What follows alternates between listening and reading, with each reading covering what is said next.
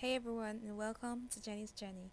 In this channel we talk about how to do everything with the use of tech tools and AI.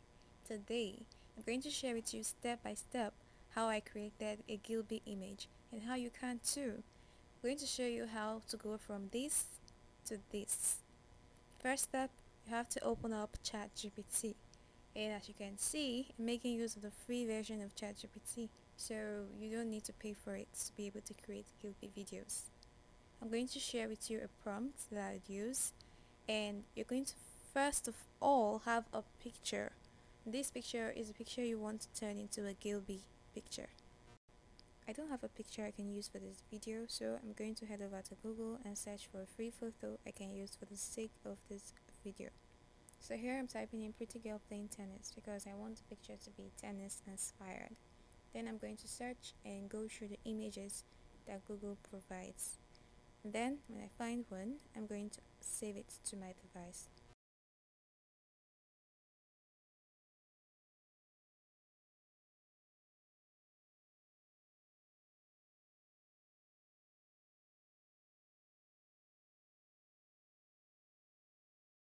Next, I'm going to head back to ChatGPT and insert this prompt. Please convert this photo to a Ghibli-style artwork. Click on the plus icon, add photo or video. Then I'm going to insert the photo I just downloaded from Google. And then I'm going to hit send. You can make use of your regular photos or just any stock photo you have and you want to transform into a Ghibli picture.